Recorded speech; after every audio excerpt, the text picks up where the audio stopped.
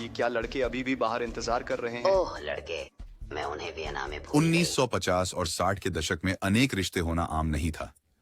फिर भी जब हम उस दौर की प्रसिद्ध अभिनेत्रियों के जीवन को देखते हैं तो ऐसा लगता है कि कोई सीमा नहीं थी। इनमें से कई महिलाएं खुलेआम या गुप्त रूप से इतने अधिक साथियों के साथ जुड़ी हुई थीं कि आज के मानकों से भी यह अत्यधिक माना जा सके। कुछ तो अपनी शारीरिक इच्छाओं द्वारा इतनी प्रभावित थीं कि उन्हें लगभग ऐसा माना गया जैसे उन्हें एक चिकित्सीय स्थिति हो। इसके बावजूद उन्होंने रुकावट नहीं की। यहाँ हम 18 अभिनेत्रियों की कहानियों में गहराई तक जाते हैं जिनकी तीव्र यौन इच्छाओं और कल्पनाओं ने उन्हें अपने समय के वर्जनाओं और सामाजिक मानदंडों को तोड़ते हुए बेतहाशा असाधारण जीवन जीने के लिए प्रेरित किया।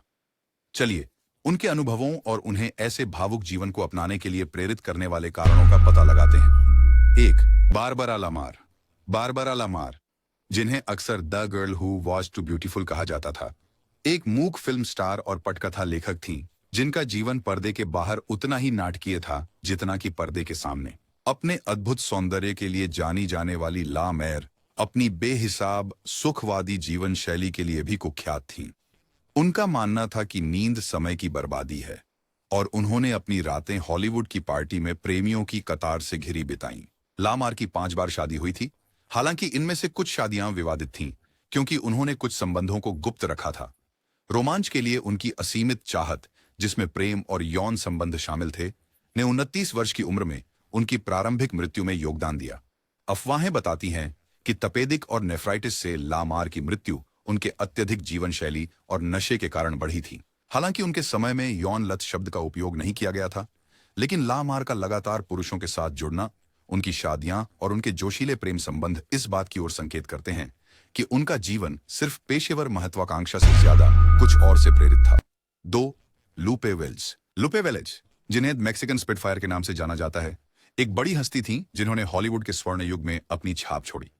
उनकी आग उगलती व्यक्तित्व ने पर्दे पर और पर्दे के पीछे कईयों को आकर्षित किया, लेकिन उनका उथल-पुथल भरा प्रेम जीवन अक्सर उनके अभिनय करियर पर हावी रहा। वेल्ज के कई प्रमुख हस्तियों के साथ लंबे समय तक संबंध थे, जिनमें गैरी कूपर, जॉनी वीसमुलर शामिल हैं, जिनसे उन्होंने शादी की, चार्ली चैपलिन और क्लार्क गेबल जैसे सितारे शामिल हैं।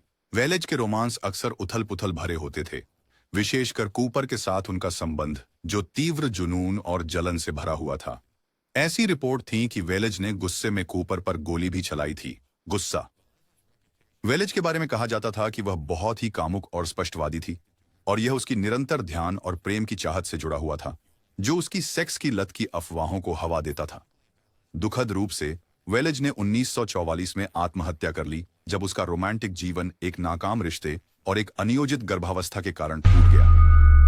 3. रीटा हैवर्थ। रीटा हैवर्थ 1940 के दशक की सबसे मशहूर अभिनेत्रियों में से एक को अक्सर उनकी यादगार भूमिका गिल्डा और उनके तूफानी निजी जीवन के लिए याद किया जाता है। हालांकि वह अपने निजी जीवन में बेहद शर्मीली थीं, हैवर्थ को शक्तिशाली, अक्सर दबंग पुरुषों की ओर आकर्षित महसूस हुआ, जिससे उनके 5 विवाह हुए, जिनमें से एक प्रसिद्ध निर्देशक ऑनरसन वेल्स से और दूसरा प्रिंस अली खान से हुआ। अपनी शांत स्वभाव के बावजूद हैवर्थ का प्रेम जीवन अस्त व्यस्त था, जिसमें संबंध और विवाह अक्सर नाटक से भरे होते थे। हैवर्थ ने स्वयं यह स्वीकार किया कि उन्हें भावनात्मक निकटता पाने में कठिनाई होती थी और अक्सर उन्हें लगता था कि पुरुष उन्हें केवल उस सेक्स देवी के रूप में देखते थे जिसे उन्होंने पर्दे पर निभाया था। शराब की लत ने भी उसके जीवन को प्रभावित किया, जिससे उसके रिश्तों में कठिनाइयां बढ़ गईं। हालांकि सेक्स की लत को सीधे तौर पर स्वीकार नहीं किया गया था, लेकिन उसकी परेशान शादियां और प्यार और ध्यान की आवश्यकता उसके अंतरंगता के संघर्ष और आत्ममूल्य की तलाश को दर्शाती है। 4. Marrion Davis. मैरियन डेविस एक प्रतिभाशाली कॉमेडियन और अभिनेत्री थीं, जिन्हें अखबार के टाइकून विलियम रैंडोल्फ हर्स्ट के साथ अपने दीर्घकालिक संबंध के लिए जाना जाता है, जिसने अंततः उनके करियर। हर्स्ट की दशकों तक प्रेमिका होने के बावजूद ऐसी अफवाह थी कि डेविस का चार्ली चैपलिन के साथ अफेयर था, जबकि वह अभी भी हर्स्ट के साथ जुड़ी हुई थी। इस प्रेम त्रिकोण के रिपोर्टेडली कारण हर्स्ट जलन में उभर आए और डेविस के व्यक्तिगत जीवन के आसपास गपशप को और बढ़ावा मिला। हालांकि हर्स्ट के साथ उसका अफेयर मशहूर था, डेविस की प्रतिष्ठा फ्लर्ट करने और हॉलीवुड के अन्य प्रमुख पुरुषों के साथ जुड़ने की भी थी। हर्स्ट के साथ उनका रिश्ता, जो वफादारी पर आधारित था, जारी रहा जब तक उनकी मृत्यु। लेकिन जनता ने अक्सर उन्हें एक सोने की खुदाई करने वाली प्रेमिका के रूप में देखा, बजाय एक प्रतिभाशाली अभिनेत्री के। आंशिक रूप से उनके खुले यौनिकता और हर्स्ट के साथ उनके संबंध में सत्ता असंतुलन के कारण। 5. लुइस वेड ब्रूक्स। लुइस ब्रूक्स मूक फिल्म युग के दौरान हॉलीवुड की सबसे स्वतंत्र महिलाओं में से एक थी। पेंडोरास बॉक्स में अपनी भूमिका के लिए सबसे ज्यादा जानी जाती है। ब्रूक्स ने अपने व्यक्तिगत और पेशेवर जीवन में अपनी कामुकता को अपनाया। अपने समय की कई अभिनेत्रियों के विपरीत ब्रूक्स अपने पुरुष और महिला दोनों के साथ कई संबंधों को लेकर शर्मिंदा नहीं थी। उन्होंने खुले तौर पर अपने अनुभवों पर चर्चा की, महिला शालीनता की सामाजिक अपेक्षाओं के अनुरूप होने से इनकार कर दिया। ब्रूक्स ने हॉलीवुड के अच्छी लड़की छवि में उन्हें सीमित करने के प्रयासों को प्रसिद्ध रूप से अस्वीकार कर दिया और इसके बजाय एक स्वतंत्र महिला के रूप में अपनी प्रतिष्ठा का उपयोग किया। हालांकि उन्होंने खुद को उभयलिंगी या समलैंगिक होने से इनकार किया। ब्रूक्स ने महिलाओं के साथ संबंध बनाए और अक्सर अपनी इच्छाओं का अन्वेषण किया। ब्रूक्स का जीवन और प्रेम के प्रति बेपरवाह रवैया और उनके कई रिश्ते यौन स्वतंत्रता की ओर उनके मजबूत झुकाव को दर्शाते हैं और उन्होंने अक्सर इस बारे में बात की कि फिल्म उद्योग ने महिलाओं के साथ उनके यौन शोषण से कैसे दुर्व्यवहार किया। 6. जेन मैन्सफील्ड, जिन्हें अक्सर मर्लिन मुनरो की प्रतिद्वंद्वी के रूप में वर्णित किया जाता है, 1950 और 1960 के दशक की सबसे बड़ी सेक्स प्रतीकों में से एक थी।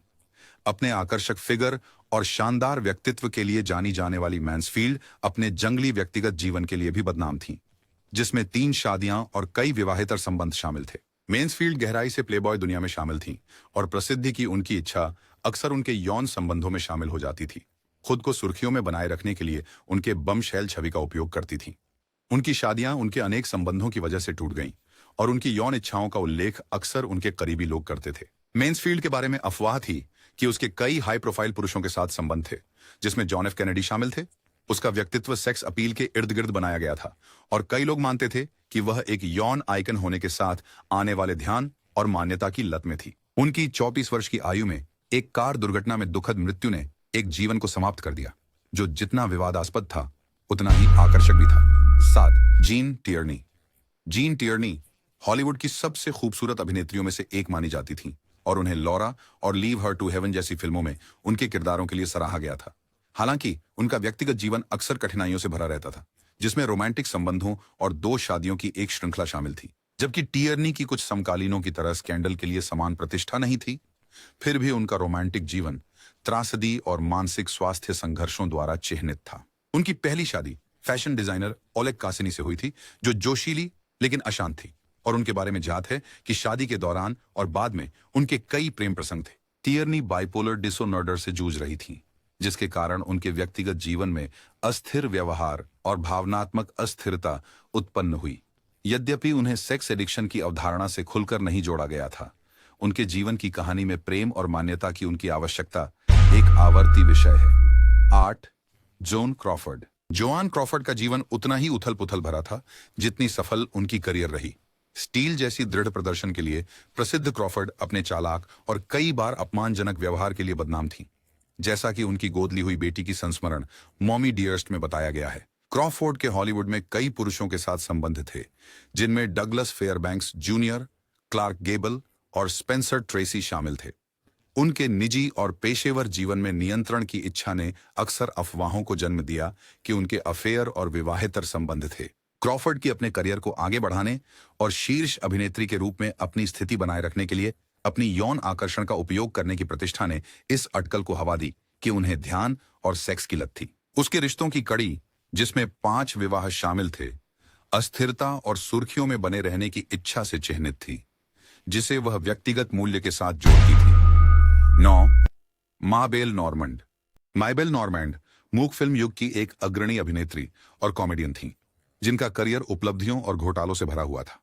नॉर्मैंड अपने तेज हास्य समय के लिए जानी जाती थी, लेकिन उनका व्यक्तिगत जीवन मादक द्रव्यों की लत से ग्रस्त था, जो अक्सर उनके प्रतिभा पर हावी हो जाता था। नॉर्मैंड के अभिनेता और फिल्म उद्योग के प्रभावशाली पुरुषों के साथ कई संबंध थे और उनकी उग्र जीवन शैली ने उनके रोमांटिक कारनामों के बारे में अटकलें लगाईं। नॉर्मैंड का जीवन 2 कुख्यात घोटालों से चिह्नित किया गया था। निर्देशक विलियम डेसमंड टेलर की 1922 की हत्या और 1924 में करोड़पति कोर्टलैंड एस की गोलीबारी, जिसमें नॉर्मैंड की बंदूक थी, इनका उपयोग किया गया।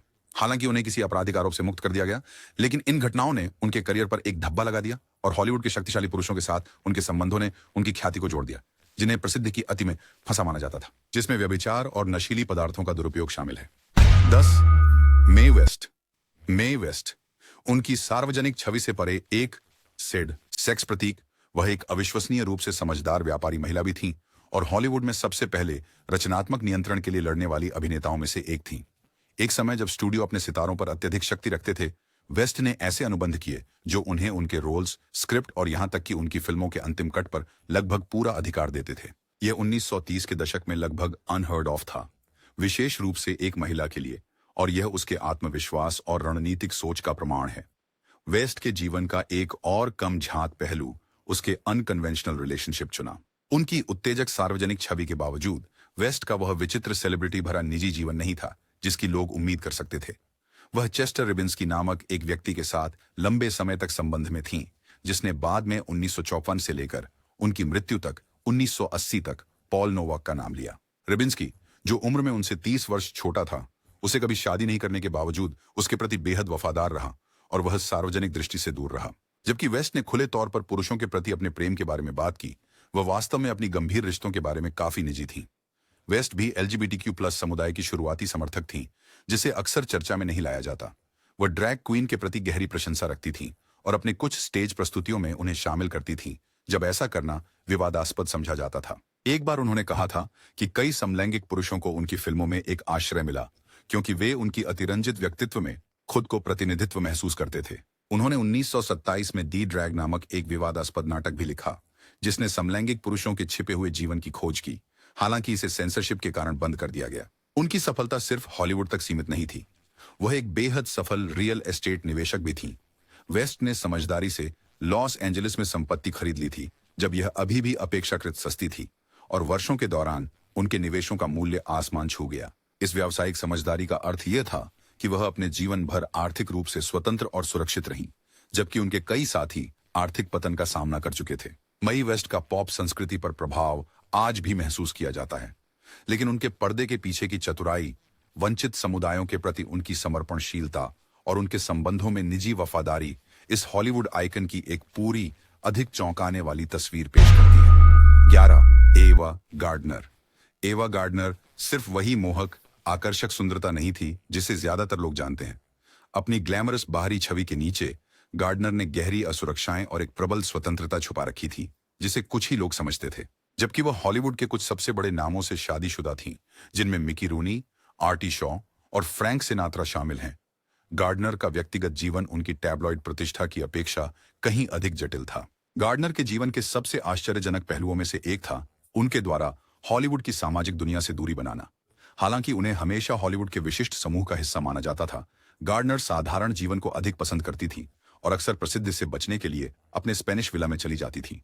वह बुलफाइटिंग और फ्लेमेंको नृत्य से मोहित हो गईं और उन्होंने स्वयं को स्पेनिश संस्कृति में डुबो दिया। अपने समकालीनों के विपरीत, जिन्होंने प्रेस और प्रचार के लिए जिया, गार्डनर ने अपनी प्रसिद्धि का उपयोग खुद को गोपनीयता खरीदने के लिए किया। स्पेन में ही वह सबसे अधिक घर जैसा महसूस करती थी, हॉलीवुड के दबावों और इसकी मांगों से दूर। गार्डनर का संबंध फ्रैंक सिनात्रा के साथ हॉलीवुड इतिहास के सबसे प्रसिद्ध प्रेम संबंधों में से एक है, लेकिन कई लोग नहीं जानते कि उनका रिश्ता कितना तूफानी और विषाक्त हो सकता था। उनकी शादी जलन, झगड़ों और भावनात्मक उथल-पुथल से भरी हुई थी। सिनात्रा गार्डनर की आकर्षकता और स्वतंत्रता को लेकर बेहद असुरक्षित थे, जिससे भयंकर लड़ाई होती थी। फिर भी उनकी समस्याओं के बावजूद वे गहराई से जुड़े रहे। तलाक के बाद भी रिपोर्ट के अनुसार सिनात्रा ने वित्तीय रूप से गार्डनर की मदद जारी रखी। जब उन्हें जीवन में कठिनाइयों का सामना करना पड़ा तो उन्हें धन भेजते रहे। दिलचस्प बात यह है कि एवा गार्डनर अपने अभिनय प्रतिभा के बारे में भी अविश्वसनीय रूप से विनम्र थी। हालांकि उन्होंने अपने युग की कुछ सबसे प्रतिष्ठित फिल्मों में काम किया था, जिनमें मोगैम्बो और द बेयरफुट कॉन्टेस्टा शामिल हैं, लेकिन गार्डनर ने कभी खुद को एक महान अभिनेत्री नहीं माना।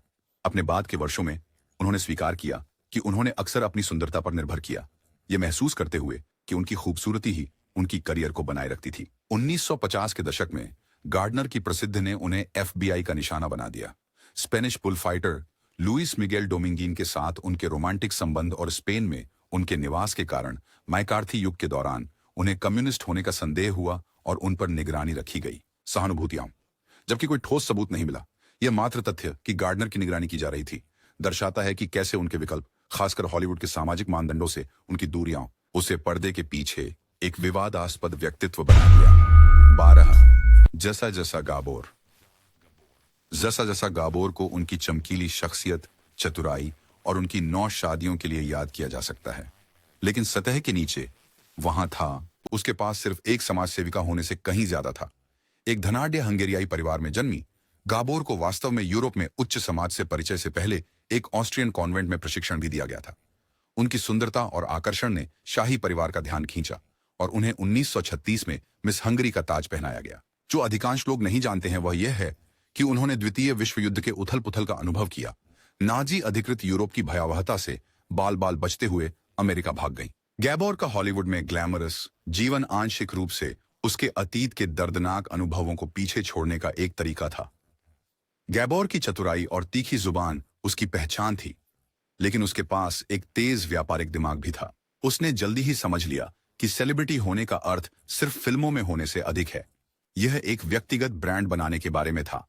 उसने अपनी प्रसिद्धि को टेलीविजन शो, विज्ञापनों और यहां तक कि आत्म प्रचार में परिवर्तित कर लिया, जबकि ब्रांडिंग की अवधारणा अभी अस्तित्व में नहीं आई थी। वह अक्सर मजाक किया करती थी, मैंने कभी किसी आदमी से इतनी नफरत नहीं की कि उसे उसके हीरे वापस दे दूं। लेकिन पर्दे के पीछे गाबोर अपनी वित्तीय स्थिति को संभालने में काफी चालाक थी और अपनी छवि पर नियंत्रण बनाए रखती थी। अपनी कई शादियों की सनसनीखेज खबरों से परे जाजा का कई उच्च प्रोफाइल शख्सियतों के साथ करीबी दोस्ताना संबंध था, जिनमें शाही परिवार के सदस्य और विश्व नेता शामिल थे। वह विशेष रूप से एलिजाबेथ टेलर के बहुत करीब थीं और अक्सर यूरोपीय अभिजात वर्ग के साथ मेलजोल करती नजर आती थीं, जिससे वह हॉलीवुड और यूरोपीय कुलीनों के बीच एक वास्तविक पुल बन गई। गैबोर के जीवन की कम झांत त्रासदियों में से एक थी 2002 की कार दुर्घटना, जिसने उन्हें आंशिक रूप से लकवाग्रस्त कर दिया। कभी जिंदा दिल गैबोर ने अपने जीवन के अंतिम वर्षों को बिस्तर पर और सार्वजनिक दृष्टि से बाहर बिताया, लेकिन उनका हास्य और बड़ी शख्सियत वाला व्यक्तित्व बना रहा। अपने शारीरिक सीमाओं के बावजूद उन्होंने खबरों में बने रहना जारी रखा, जिसमें एक यादगार घटना शामिल है जहां फोन उठाने की कोशिश करते हुए वह बिस्तर से गिरकर अस्पताल में भर्ती हो गई। गाबोर का जीवन विरोधाभासों से भरा था। जबकि वह एक भौतिकवादी, पुरुषों की दीवानी सोशलाइट की भूमिका निभाती थी, वह गहरी बुद्धिमान और अविश्वसनीय रूप से व्यावहारिक थी कि कैसे दुनिया में अपना रास्ता बनाना है। प्रसिद्ध उनकी सफलता और प्रसिद्ध दुर्घटना नहीं थी। यह एक ऐसी महिला द्वारा सावधानीपूर्वक बनाई गई थी जो आकर्षण और हास्य की शक्ति को समझती थी। 13 एलिजाबेथ टेलर। एलिजाबेथ टेलर 20वीं सदी की सबसे प्रतिष्ठित अभिनेत्रियों में से एक अपनी सुंदरता के लिए व्यापक रूप से जानी जाती है, प्रतिभा और कई शादियां। लेकिन उनकी कहानी में देखने से कहीं अधिक है। जबकि उनका प्रेम जीवन हमेशा टैब्लॉइड में रहा, 7 पुरुषों से उनकी 8 शादियों के साथ, जो कई लोग नहीं जानते वह यह है कि वह एड्स जागरूकता के लिए कितनी दृढ़ता से समर्थक थीं, उस समय जब यह विषय अभी भी वर्जित माना जाता था। रॉक हडसन के साथ टेलर की करीबी मित्रता, जिनकी मौत एड्स से संबंधित जटिलताओं के कारण हुई थी, ने उन्हें गहराई से प्रभावित किया और वह इस बीमारी के बारे में खुलकर बोलने वाली पहले प्रमुख हॉलीवुड हस्तियों में से एक बन गई। उन्होंने American foundation for ads research (AMFAR) की सहस्थापना की और एड्स अनुसंधान के लिए लाखों डॉलर जुटाने में मदद की, जिससे उनके स्क्रीन से परे उद्देश्यों के प्रति समर्पण को दर्शाया। टेलर का जीवन स्वास्थ्य समस्याओं के साथ आजीवन संघर्ष से भी चिह्नित था, जो उनकी ग्लैमरस छवि से हमेशा स्पष्ट नहीं होता था। उन्होंने अपने जीवन में कई बीमारियों का सामना किया, जिसमें स्कोलियोसिस शामिल था, जिसने उनकी लगातार पीठ दर्द। इसके अतिरिक्त टेलर ने 40 से अधिक सर्जरी की और अपने बाद के वर्षों में मोतियाबिंद के कारण लगभग अंधी हो गई। इन चुनौतियों के बावजूद उन्होंने हॉलीवुड में अपना काम जारी रखा और अपनी सार्वजनिक मंच का उपयोग सक्रियता के लिए किया, जिससे उनकी सहनशक्ति उनकी प्रतिभा की तरह ही उल्लेखनीय बन गई। उनका रिचर्ड बर्टन के साथ उतार चढ़ाव भरा संबंध हॉलीवुड की सबसे प्रसिद्ध प्रेम कहानियों में से एक, जुनून, शराब से भरी लड़ाइयों और मेल मिलाप से भरा था। लेकिन ड्रामा से परे कुछ ही लोग जानते हैं कि टेलर और बर्टन वास्तव में महान बौद्धिक साथी थे। उन्हें पढ़ने का शौक था और वे अक्सर साथ में इतिहास और साहित्य जैसे विषयों पर किताबें खरीदते थे। बर्टन ने टेलर को प्रेम पत्र लिखे जो कविता और दार्शनिक विचारों से भरे हुए थे, टैब्लॉइड की सुर्खियों से परे उनके संबंध की गहराई को दर्शाते थे। अपने रोमांटिक जुड़ावों के अलावा टेलर एक होशियार व्यवसायी महिला भी थी। वह अपनी खुद की खुशबू लाइन व्हाइट डायमंड्स लॉन्च करने वाली पहली मशहूर हस्तियों में से एक थी, जो अब तक की सबसे अधिक बिकने वाली इत्र बन गई। उनकी तीक्ष्ण व्यावसायिक समझ ने उन्हें वित्तीय स्वतंत्रता बनाए रखने में मदद की और उन्होंने अपनी संपत्ति का उपयोग उन कारणों का समर्थन करने के लिए किया जिन्हें वह महत्व देती थी, जिसमें उनकी एड्स सक्रियता शामिल है। टेलर की हॉलीवुड आइकन के रूप में विरासत तो प्रसिद्ध है, लेकिन उनके मानवीय कार्यों के प्रति समर्पण, व्यक्तिगत चुनौतियों का सामना करने में उनकी अद्भुत दृढ़ता और उनके बौद्धिक प्रयास उन्हें वास्तव में आकर्षक बनाते हैं। टालुला बैंकहेड स्वभाव से ही एक शक्तिशाली व्यक्ति थी। दोनों ओ स्क्रीन पर और उसके बाहर अपनी रंगीन व्यक्तित्व और विवादास्पद जीवन शैली के लिए जानी जाती थी। हालांकि उन्हें अपने रंगमंचीय प्रदर्शनों और गहरी भारी आवाज के लिए व्यापक रूप से पहचाना जाता था, कई लोग यह नहीं समझते कि वह अपने समय के लिए कितनी प्रगतिशील थीं।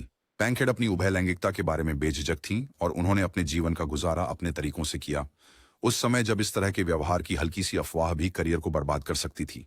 उसने प्रसिद्ध रूप से खुद को द्विलिंगी कहा, अपनी यौन अभिविन्यास को नाम देने से इनकार कर दिया और उसके संबंध पुरुषों और महिलाओं दोनों के साथ थे, जिनमें अभिनेत्रियां जैसे पैट्सी केली और गायिका बिली शामिल थीं। हॉलिडे बैंकहेड के बारे में जो कम झात है वह है उनकी मजबूत राजनीतिक मान्यताएं। वह नागरिक अधिकारों और महिला अधिकारों की मुखर समर्थक थीं और अपनी राय, भले ही वह विवादास्पद हो, व्यक्त करने से नहीं डरती थीं। उनके पिता, जो एक अमेरिका के कांग्रेसी और हाउस के स्पीकर थे, वॉशिंगटन में एक प्रमुख हस्ती थे और टालुलाह अक्सर राजनीतिक कार्यक्रमों में भाग लेती थीं। अपनी प्रगतिशील दृष्टिकोण साझा करने से नहीं डरती थीं। अपने जंगली व्यवहार के लिए प्रसिद्ध के बावजूद वह राजनीतिक क्षेत्र में गहराई से शामिल थीं और उन्होंने सामाजिक बदलाव के लिए अपने मंच का उपयोग किया। बैंकहेड का जीवन के प्रति प्रेम उनके फिजूल खर्च और कुख्यात पार्टियों के शौक तक फैला हुआ था। इन समागमों में वह अक्सर नग्न अवस्था में मेहमानों का मनोरंजन करती थीं, जो उन्हें एक जंगली हॉलीवुड हस्ती के रूप में और भी प्रसिद्ध बनाता था। हालांकि उसके साहसी व्यक्तित्व के नीचे बैंकहेड नशे की लत से जूझ रही थी। वह शराब और ड्रग्स, विशेष रूप से कोकेन के सेवन के लिए जानी जाती थी और इस जीवन शैली ने उनके स्वास्थ्य पर बुरा असर डाला। उसे बुढ़ापे का गहरा डर भी था और वह अक्सर अपनी असुरक्षाओं को छिपाने के लिए इस पर मजाक करती थी। इसके बावजूद कि उनकी छवि कितनी भी जंगली क्यों न हो, बैंकहेड बेहद उदार थीं और अपने दयालुता भरे कार्यों के लिए जानी जाती थीं। वह अक्सर अनाथालयों का दौरा करती, जरूरतमंदों को बड़ी रकम दान करती और अपने दोस्तों को भव्य उपहार देती। उनकी करुणा अक्सर उनके चौंकाने वाले सार्वजनिक व्यक्तित्व से दब जाती थी, लेकिन जो लोग उनके करीब थे वे जानते थे कि उनका दिल बड़ा था। बैंकहेड की एक मनोरंजनकर्ता के रूप में विरासत अटल है, लेकिन LGBTQ+ मार्गदर्शक, नागरिक अधिकारों की समर्थक और राजनीतिक कार्यकर्ता के रूप में उनकी भूमिका इस अद्भुत महिला की कहानी में कई परतें जोड़ती है। लाना टर्नर को अक्सर स्वेटर गर्ल के रूप में उनकी ग्लैमरस छवि और उनके प्रेमी जॉनी स्टोम्पानाटो की मृत्यु के संबंध में स्कैंडल के लिए याद किया जाता है। हालांकि उनके जीवन के कई छुपे पहलू हैं जिनके बारे में लोग अक्सर बात नहीं करते। टर्नर, जो 1940 के दशक में MGM की सबसे बड़ी सितारों में से एक बन गई, का करियर उच्च प्रोफाइल संबंधों और शादियों की एक श्रृंखला से चिह्नित था, कुल मिलाकर 8। जो कम झात है वह यह है कि उन्होंने अपनी मानसिक स्वास्थ्य के साथ कितना संघर्ष किया और कैसे उनके उथल पुथल वाले प्रेम जीवन ने उनकी व्यक्तिगत स्थिरता को प्रभावित किया। टर्नर एक टूटे हुए घर की उपज थी। उनके पिता की हत्या तब कर दी गई थी जब वह अभी भी एक बच्ची थी। यह आघात उसके जीवन भर उसके साथ रहा, जिसके कारण उसे स्थिरता की आवश्यकता महसूस हुई, जिसे उसने अक्सर नियंत्रक, कभी कभी अपमानजनक पुरुषों के साथ संबंधों के माध्यम से खोजा। उसका संबंध स्टोम्पानाटो के साथ, जो कि भीड़ से संबंध रखने वाला एक गैंगस्टर था, सबसे कुख्यात था, जो उसकी किशोर बेटी चेरिल क्रेन के हाथों उसके हिंसक मौत पर समाप्त हुआ। जो बहुत लोग नहीं जानते हैं वह यह है कि खुद टर्नर भी स्टोम्पानाटो के दुर्व्यवहार की शिकार थी और घातक घटना के दिनों में उसने अपनी जान के लिए डर महसूस किया। उनकी व्यक्तिगत संघर्षों के अलावा टर्नर का MGM के साथ भी एक अस्थिर संबंध था। हालांकि वह स्टूडियो की सबसे लाभदायक सितारों में से एक थी, बुरी लड़की के रूप में उनकी छवि अक्सर स्टूडियो के प्रमुखों के साथ तनाव उत्पन्न करती थी, जो उन्हें पड़ोस की लड़की के रूप में प्रस्तुत करना चाहते थे। प्रकार, हालांकि टर्नर अधिक जटिल थीं और MGM द्वारा दिए गए किरदारों में आसानी से फिट नहीं होती थीं। उन्होंने ऐसे किरदारों के लिए संघर्ष किया जो उन्हें चुनौती दें और स्वेटर गर्ल छवि से बाहर निकलने की अनुमति दें, लेकिन ये प्रयास अक्सर प्रतिरोध का सामना करते रहे। टर्नर के जीवन का एक और कम झात पहलू उनकी मां के रूप में दृढ़ता थी। स्टोम्पानाटो की मौत के बाद मीडिया का उन्माद उसकी करियर को बर्बाद कर सकता था, लेकिन जांच के दौरान टर्नर की गवाही, साथ ही उसके प्रशंसकों की वफादारी ने उसकी पेशेवर रूप से उभरने में मदद की। पर्दे के पीछे टर्नर ने अदालत के बाद की सार्वजनिक निगरानी से अपनी बेटी को बचाने के लिए कठिन मेहनत की और व्यक्तिगत व सार्वजनिक चुनौतियों के बावजूद एक समर्पित मां बनी रही, जो उन्होंने सामना किया। टर्नर का जीवन ग्लैमर से भरा हुआ था, लेकिन यह कठिनाई, दृढ़ता और सिल्वर स्क्रीन के परे व्यक्तिगत संतोष की निरंतर खोज से भी चिह्नित था। 16. जीन हार्लो, जिन्हें अक्सर हॉलीवुड की मूल गोरी बम्बारी के रूप में संदर्भित किया जाता है, का छोटा लेकिन धमाकेदार करियर था, जिसने उद्योग पर एक अमिट छाप छोड़ी। जबकि उन्हें उनकी ग्लैमरस छवि और हेल्स एंजल्स और डिनर 8 जैसी फिल्मों में भूमिकाओं के लिए याद किया जाता है, उनकी जिंदगी त्रासदी और रहस्यों से भरी हुई थी जो उनके सार्वजनिक व्यक्तित्व से कहीं अधिक थी। उसके जीवन की सबसे चौंकाने वाली घटनाओं में से एक उसके दूसरे पति की रहस्यमयी मौत थी। पति पॉल बर्न सिर्फ कुछ महीने बाद जब उनका विवाह हुआ था, बर्न अपने घर में बंदूक की गोली से मृत पाए गए। उनके शरीर के चारों ओर हार्लो का परफ्यूम बिखरा हुआ था।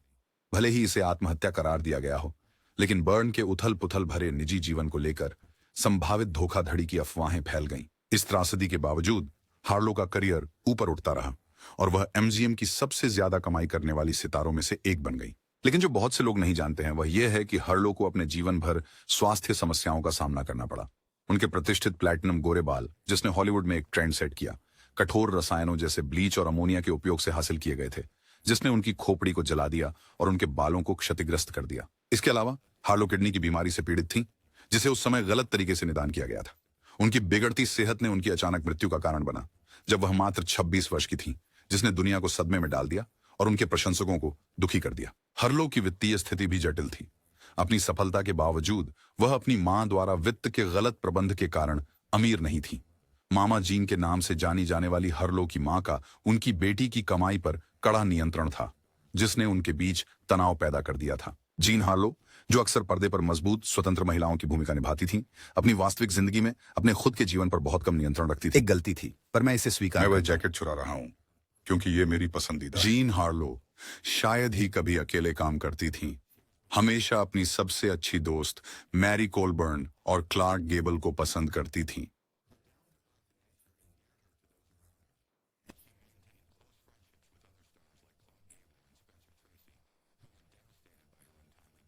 तीन किताबें, और यह उनका अटूट समर्थन था जिसने उसे उसके सबसे बुरे क्षणों में सिल्वर स्क्रीन पर बनाए रखा।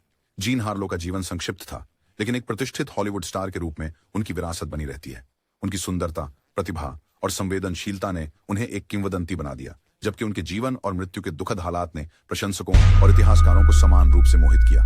17 क्लारा बो, जिन्हें मूल इट गर्ल के रूप में जाना जाता है, मूक फिल्म युग की सबसे चमकीली सितारों में से एक थी, लेकिन पर्दे के पीछे उनकी जिंदगी बिल्कुल भी ग्लैमरस नहीं थी।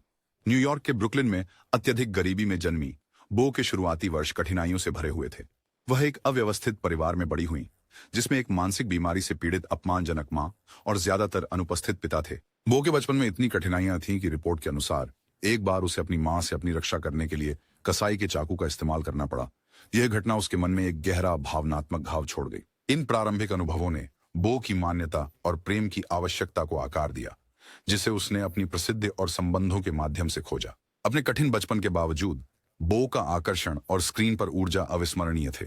1920 के दशक में फिल्म ईट की रिलीज के बाद वह एक बड़ी स्टार बन गई, जिसने उन्हें एक सेक्स प्रतीक के रूप में स्थापित किया।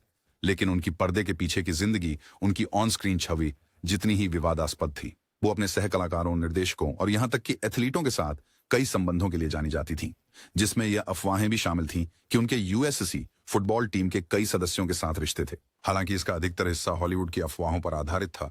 बो ने खुद स्वीकार किया कि वह तेज और जंगली जीवन शैली जी रही थी। बहुत से लोग नहीं जानते हैं कि बो वास्तव में हॉलीवुड में कभी भी सहज महसूस नहीं करती थी। उन्होंने अक्सर खुद को एक मिसफिट कहा और प्रसिद्धि के दबावों से जूझती रहीं। जब टॉकी फिल्मों का दौर शुरू हुआ तो बो की असुरक्षाएं और बढ़ गईं। टैब्लॉइड्स का उन पर बुरा असर पड़ा, खासकर जब उन्होंने उनके ब्रुकलिन उच्चारण और व्यक्तित्व की आलोचना की, उन्हें बेबाक और असंस्कृत चित्रित करते हुए। इसके अतिरिक्त वह व्यक्तिगत घोटालों से घिरी हुई थी, जिसमें उसके पूर्व सचिव के खिलाफ एक नुकसानदायक मुकदमा भी शामिल था, जिसने प्रेस को बो की निजी जिंदगी के अंतरंग विवरण लीक कर दिए थे। 1930 के दशक के शुरुआती समय तक एक मानसिक टूटने के बाद बो ने मात्र 28 वर्ष की आयु में अभिनय से रिटायर होने का निर्णय लिया। उन्होंने अभिनेता रेक्स बेल से शादी की और वे नेवादा चले गए, जहां वे एक खामोश जिंदगी एक खेत पर बिताने लगे। हालांकि बो का मानसिक बीमारी से संघर्ष जारी रहा। उन्हें सिजोफ्रेनिया का निदान हुआ और अपने बाकी जीवन का अधिकांश हिस्सा उन्होंने एकांत में बिताया, उस सार्वजनिक ध्यान में से दूर जो कभी उन्हें बहुत पसंद करता था। क्लारा बो का जीवन प्रसिद्धि, त्रासदी और धैर्य का मिश्रण था। 1920 के दशक में उनकी प्रसिद्धि आसमान छू रही थी, लेकिन उनके व्यक्तिगत संघर्ष और हॉलीवुड से मिली कठोरता हमें यह याद दिलाती है कि शुरुआती प्रसिद्धि भी सबसे उज्जवल सितारों पर कितना प्रभाव डाल सकती है।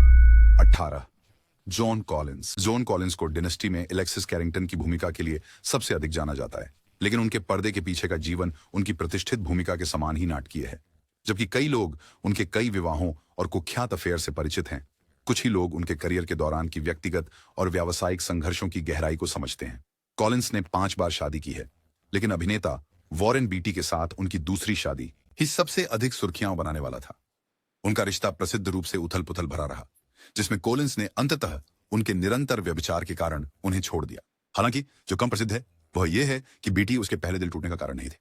कॉलिंस केवल 17 साल की उम्र में अभिनेता मैक्सवेल रीड से सगाई कर चुकी थी, एक व्यक्ति जिसने बाद में उसे नशीला पदार्थ दिया और उसके साथ दुर्व्यवहार किया। इस दर्दनाक अनुभव के बावजूद उन्होंने रीड से शादी कर ली। हालांकि यह शादी ज्यादा दिनों तक नहीं चली। हालांकि जोन कॉलिंस 1980 के दशक में डायनेस्टी के साथ एक मशहूर नाम बन गई, उनके पहले के करियर में कई उतार चढ़ाव थे।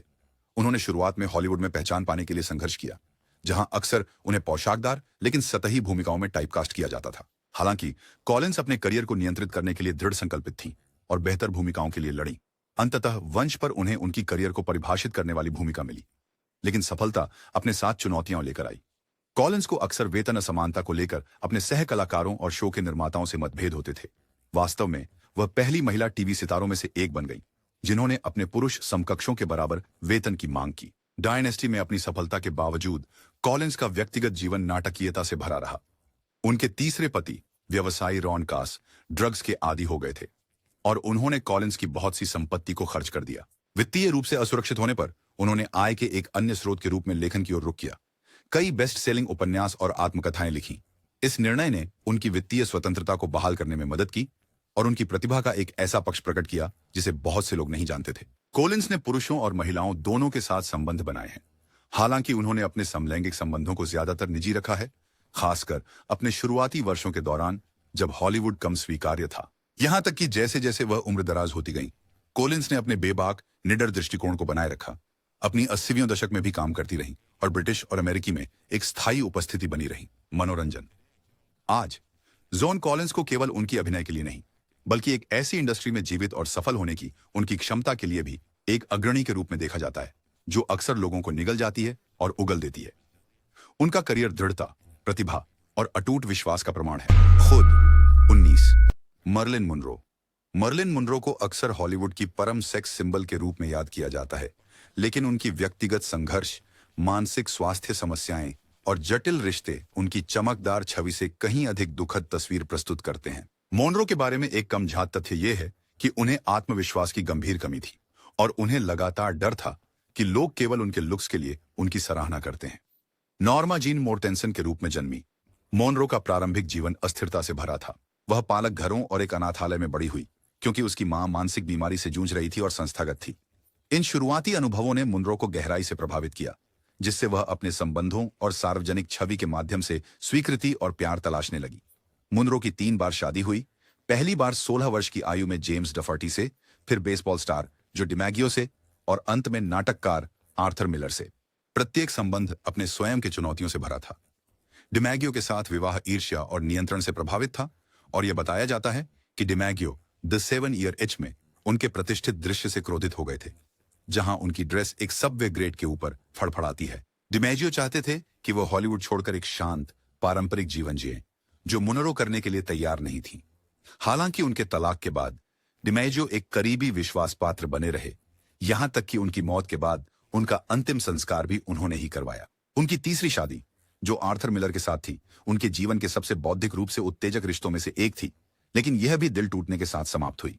मोनरो की भावनात्मक समर्थन और मान्यता की जरूरत अक्सर मिलर की अंतर्मुखी व्यक्तित्व के साथ टकराती थी।